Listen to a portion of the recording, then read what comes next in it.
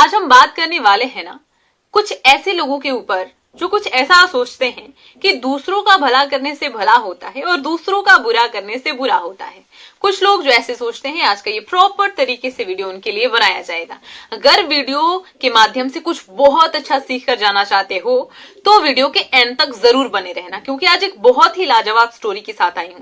मैं जब खुद भी इस स्टोरी को स्क्रिप्ट कर रही थी ना, तो मेरे माइंड में खुद भी एक बहुत यूनिक चीज पल्ले पड़ी कि सच में क्या दूसरों का बुरा करने से बुरा होता है और दूसरों का भला करने से भला होता है क्या। तो आज का प्रॉपर तरीके से ये वीडियो उसी टॉपिक को लेकर होने वाला है। साथियों, सबसे पहले मैं आप सभी के सामने एक बहुत ही बेशकीमती सा स्टोरी पोस्ट करना चाहती हूँ, सुनाना चाहती हूँ। सुनकर जाओ, मजा आएगा। बहुत अच्छी सीख कह सकती हूँ इस कहानी से, हर किसी को मिलने वाली है। इसीलिए वीडियो के एंड तक बने रहना आपकी परम जिम्मेदारी होनी चाहिए, है कि नहीं? हाँ, आ जाओ कहानी सुनाती हूँ। दरअसल एक चिड़िया थी, बहुत ही प्यारी सी चिड़िया, गौरैया। हाँ, देखा है आपने, हर किसी के घर में होती है यार। हमारे गांव में तो चिड़िया घोंसला लगाया करती थी घर में, गौरैया चिड़िया, है ना। तो एक चिड़िया थी, गौरैया चिड़िया। वो ना अपना घोंसला बनाने के लिए एक पेड़ तलाश रही थी। इसलिए तलाश रही थी क्योंकि उसके अंडे बच्चे करने का समय हो चुका था। ढूंढते ढूंढते उसे नदी के किनारे एक बहुत ही अच्छा सा पेड़ मिला। वो दौड़ते दौड़ते अपने उड़ते उड़ते गई और जाकर उस पेड़ से रिक्वेस्ट करी कि क्या मैं आपके पेड़ में अपना घोंसला लगा सकती हूँ क्या। वो दरअसल मेरे अंडे बच्चे करने का समय हो रहा है और मुझे कोई मजबूत और अच्छा पेड़ नहीं मिल रहा है। सिवाय इसके मेरी नजर आप पर पड़ी, मैंने फौरन आपका रुख किया और मैं आपसे रिक्वेस्ट कर रही हूँ कि प्लीज प्लीज मुझे अपने यहाँ एक घोंसला बनाने की अनुमति दे दीजिए। पेड़ साहब बड़े रूड। पेड़ ने कहा कि नहीं, वो भी बहुत ही रूडली भाव में, जिससे चिड़िया हताश हो गई, निराश हो गई। उसकी आंखें भर आई। पेड़ का कहना कुछ इस तरीके से था, वो रूड भाव में कुछ ऐसे कह गया कि नहीं, कि चिड़िया बेचारी वहां से लौट गई। उसके पास ये हिम्मत ना हो सकी कि वो एक बार और रिक्वेस्ट कर ले कि प्लीज क्या हो जाएगा अगर मैं अपना घोंसला यहाँ बना लूंगी, तो प्लीज मुझे मौका दे दीजिए।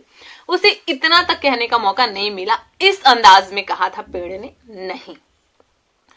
चिड़िया थोड़ा सा निराश हो गई और निराश होने के बाद वो जब उड़ने लगी ना, तो पेड़ के जस्ट बाजू में, मतलब नदी के थोड़ी सी और दूरी पर एक और पेड़ था। तो चिड़िया ने फिर उड़ना स्टार्ट किया। उड़ते उड़ते वो उस दूसरे पेड़ के पास गई और वहां उसने उस पेड़ से रिक्वेस्ट करी कि क्या मैं आपके यहाँ अपना घोंसला बना सकती हूँ क्या। दरअसल मैंने उन पेड़ से इजाजत मांगी पर उन्होंने मना कर दिया, तो प्लीज आप मुझे मना नहीं करिए। क्या मैं आपके यहाँ अपना घोंसला बना सकती हूँ क्या। पेड़ बहुत ही नरम भाव से कहता है कि हाँ बिल्कुल, क्यों नहीं, आइए आप मेरे पेड़ पर अपना घोंसला बना सकती हैं। बहुत मशक्कत के साथ उस चिड़िया ने उस पेड़ पर अपना घोंसला बनाया, मजबूत घोंसला बनाया। कुछ समय बीतने के बाद बरसात का समय आ गया था। बारिश बहुत तेजों से होने लगी और नदी का पानी धीरे धीरे बढ़ियाने लगा, है ना, बढ़ने लगा और उस नदी में बाढ़ आ गई। बाढ़ आने के कारण वो पेड़ जो नदी के बिल्कुल नजदीक था, जिसने चिड़िया को घोंसला बनाने के लिए मना कर दिया था, अचानक वो पेड़ जो है वो उखड़कर नदी के साथ बहने लगा। चिड़िया ये देखकर बहुत मुस्कुराई, बहुत खुश हुई और इठलाते हुए चिड़िया ने पेड़ से कहा कि ओ पेड़ जी, ये कर्मा एक चीज होती है कि जो जिसके साथ जैसा करता है वो वैसा ही पाता है।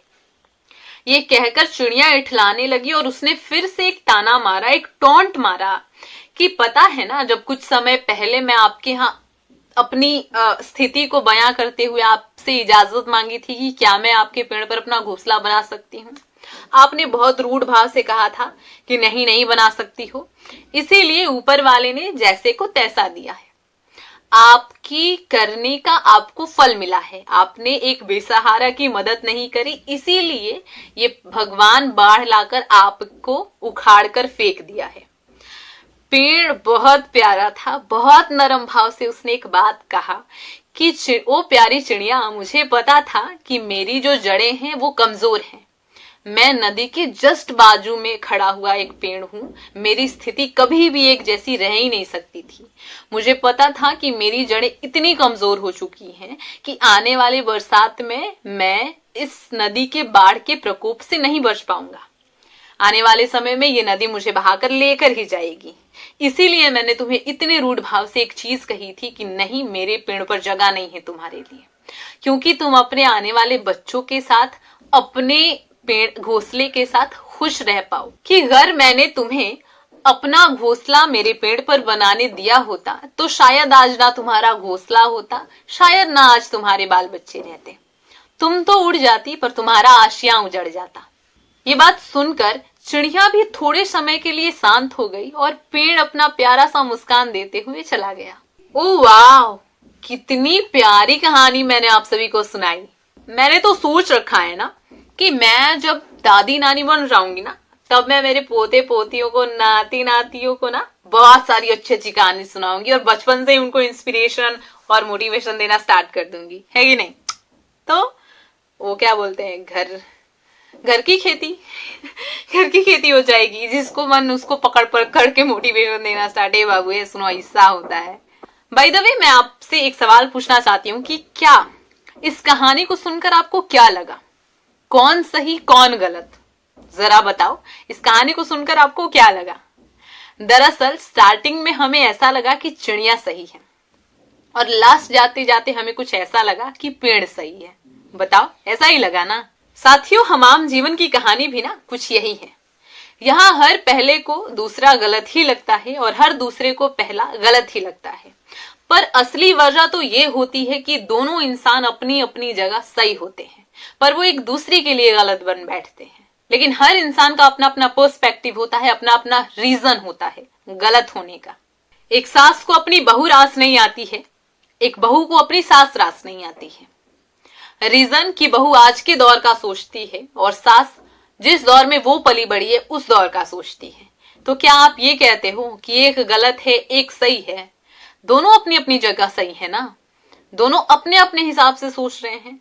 तो किसी एक को गलत ठहरा देना, किसी एक को सही ठहरा देना, एक के साथ भला करना, दूसरे के साथ बुरा करना, ये कहां तक सही लगता है? क्योंकि दोनों इंसान अपनी अपनी जगह सही हैं, दोनों इंसान अपने अपने पर्सपेक्टिव से जो सोच रखते हैं वो सही है। लेकिन हर दूसरा इंसान ये सोचे कि वो भी मेरे जैसा सोचे और वो भी मेरे जैसा सोचे, तो हाउ कैन इट्स पॉसिबल? नहीं ना। ये हर इंसान अपने अपने पर्सपेक्टिव से सोच रखता है, अपनी अपनी चीजों के प्रति वो काम करता है। तो हर दूसरे को ऐसा लगता है कि वो गलत है और उसे लगता है कि वो गलत है, पर अपनी जगह पर दोनों सही होते हैं। अपना एक नजरिया पेश किया है जो ये कहते हैं कि भला और बुरा। क्या भला बुरा यार? अपने जगह पर आप हैं, आप जानते हैं कि मेरा किस तरीके से भला होगा। मैं अपने भले के लिए अगर दूसरे का बुरा कर रहा हूं तो दूसरा भी अपने भले के लिए ही शायद वो बुरी चीजों को भी ऑब्जर्व कर रहा होगा। मतलब ये नहीं कि आप अगर दूसरे का बुरा सोच रहे हो तो वो आपका भला सोच रहा है, वो भी कहीं ना कहीं आपका बुरा सोच रहा होगा। या फिर आप किसी का भला सोच रहे हो तो वो आपका बुरा सोचेगा, वो भी कहीं ना कहीं आपका भला सोचेगा। एक नजरिया पेश किया है साथियों इस भले बुरे को लेकर। खैर, आज की वीडियो को मैं यहीं स्टॉप करती हूँ। मजा आया ना कहानी सुनकर? सच बताना, एक नजरिया मिला ना, क्या सही क्या गलत के ऊपर का? बताओ, मिला है। चलो आज की वीडियो को यहीं स्टॉप करते हैं। उम्मीद करूंगी ये जो वीडियो है आप सभी को पसंद आए। अगर माइंड में कोई भी टॉपिक इधर उधर चलता है ना, बता देना, कमेंट बॉक्स में टिप टिप टिप कर ऐसे छोड़ देना है। रुमा जी पढ़ लेंगी तो शायद लगेगा कि एक कंटेंट हमको मिल गया। आज के लिए बस इतना ही दोस्तों। नमस्कार, बाय बाय, टेक केयर और जय हिंद। मिलते हैं अगले वीडियो में। Thanks for watching this video. पसंद आता है तो सब्सक्राइब करना है, शेयर करना है। अच्छी चीजें हैं, अच्छी चीजें थोड़ी लेट फैलती है ना, इसीलिए अच्छी चीजों को अच्छे इंसान जल्दी जल्दी फैला देंगे। चलो बाय।